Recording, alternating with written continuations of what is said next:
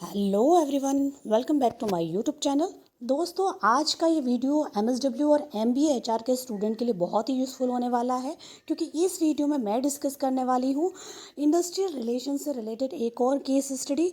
ये case study बहुत ही पॉपुलर है। इस केस स्टडी का टाइटल है sale, salary dispute and collective bargaining. तो सबसे पहले इस केस स्टडी को समझने से पहले हम कंपनी के बैकग्राउंड को देख लेते हैं।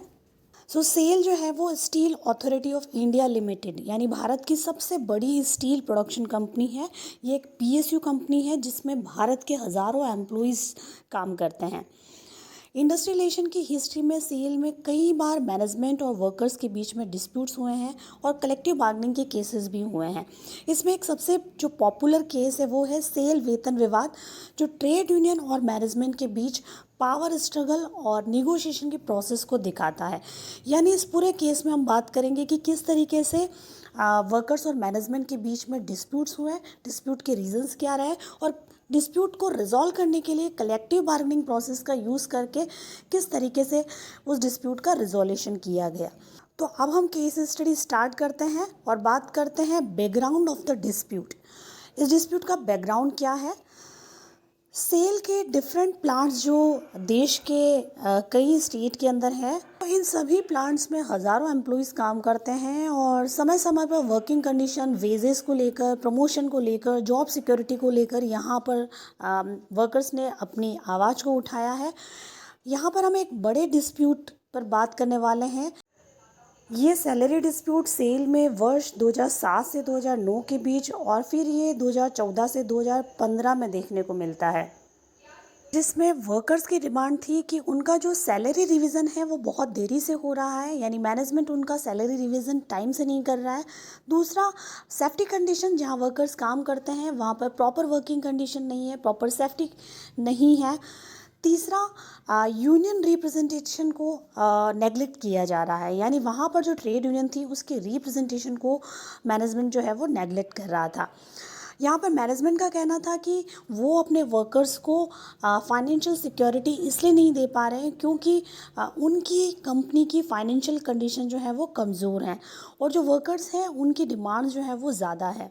इस केस में हम ट्रेड यूनियन की रोल की बात करें तो सेल में वर्कर्स की कई सारी ट्रेड यूनियन होती है, जिसमें इंटक, सिट्टू, एआईटीयूसी आदि यूनियंस जो है वो काम करती हैं और ये सारी यूनियंस मिलकर joint committee for wage negotiation बनाती है और उसमें अपनी कुछ डिमांड की एक लिस्ट तैयार करती है। इन ट्रेड यूनियंस की डिमांड होती है कि वो बेसिक सैलरी में 25 से 30% तक इंक्रीमेंट चाहती है, बेहतर एचआरए, मेडिकल और ट्रांसपोर्ट अलाउंसेस की डिमांड करती हैं, प्रमोशन और बोनस पॉलिसी में सुधार की बात करती हैं और प्रॉफिट शेयरिंग जैसी स्कीम्स को लागू करने की भी उनकी डिमांड होती है। अब इस डिस्प्यूट को रिजॉल्व करने के लिए कलेक्टिव बार्गेनिंग की प्रोसेस को अपनाया जाता है, यानी मैनेजमेंट और वर्कर यूनियन आमने सामने बैठकर डिस्कशन करती है, निगोशिएशन करती है और उसकी प्रक्रिया कुछ इस तरह से होती है। यानी सबसे पहले वर्कर यूनियन अपना चार्टर ऑफ डिमांड तैयार करती है जिसके अंदर कुछ डिमांड्स लिखती हैं और मैनेजमेंट को ये चार्टर ऑफ डिमांड दिया जाता है। उसके बाद में निगोशिएशन मीटिंग होती है जिसमें दोनों पार्टीज एक साथ बैठती है, डिस्कशन करती है मुद्दों पर। देन इसके बाद में गवर्नमेंट का लेबर डिपार्टमेंट भी यहाँ पर मीडिएशन करता है, कंसिलेशन करता है और कुछ बातचीत करता है। फाइनली यहाँ पर एक एग्रीमेंट तैयार किया जाता है जिसमें एक एमओयू पर दोनों पार्टीज़ के हस्ताक्षर होते हैं, जिसमें लगभग 15 से 20% सैलरी इंक्रीमेंट लगा दिया जाता है, वर्कर्स को बेहतर अलाउंसेस दे दिए जाते हैं और परफॉर्मेंस बोनस की भी फैसिलिटी दी जाती है। हालांकि इस पूरे विवाद के दौरान कुछ प्लांट्स में तनाव और वायलेंस भी हुआ, लेकिन प्लांट्स के अंदर अधिकतर जो यूनियंस थी और जो वर्कर्स थे वो चाहते थे कि इस पूरी प्रॉब्लम का सलूशन बहुत ही पीसफुल तरीके से हो। तो सभी अलग अलग यूनियंस के वर्कर्स ने मिलकर मैनेजमेंट के ऊपर एक प्रेशर क्रिएट किया और ये सारी चीज़ें ये दिखाती है कि अगर इंडस्ट्री के अंदर कलेक्टिव बार्गेनिंग का उपयोग किसी भी प्रॉब्लम के सलूशन के लिए यूज़ में लिया जाए तो डेफिनेटली ये एक वर्कर्स की ऑर्गेनाइजेशनल पावर को भी शो करता है। और सबसे इम्पॉर्टेंट जो कलेक्टिव बार्गेनिंग के लिए बहुत ज़रूरी है, वर्कर्स की यूनिटी, जो इस केस के अंदर भी दिखाई दी कि वर्कर यूनियन भी जो है वो यूनिटी में थी और उनकी डिमांड थी कि through collective bargaining, through negotiation इस प्रॉब्लम का सलूशन निकाला जाए और कलेक्टिव बार्गेनिंग के थ्रू ही मैनेजमेंट ने फाइनली इस प्रॉब्लम का सलूशन निकाला और एक एग्रीमेंट किया। देन उसके बाद में इस बड़े डिस्प्यूट को सॉल्व कर दिया गया। तो कहीं ना कहीं इस केस स्टडी से स्टूडेंट्स के लिए एक लर्निंग बहुत बड़ी निकल कर आती है कि इंडस्ट्रियल डिस्प्यूट को सॉल्व करने के लिए निगोशिएशन और जो कोऑपरेशन है वो एक बहुत इम्पॉर्टेंट सोर्स है। कलेक्टिव बार्गेनिंग को एक हम पीसफुली सॉल्यूशन मानते हैं।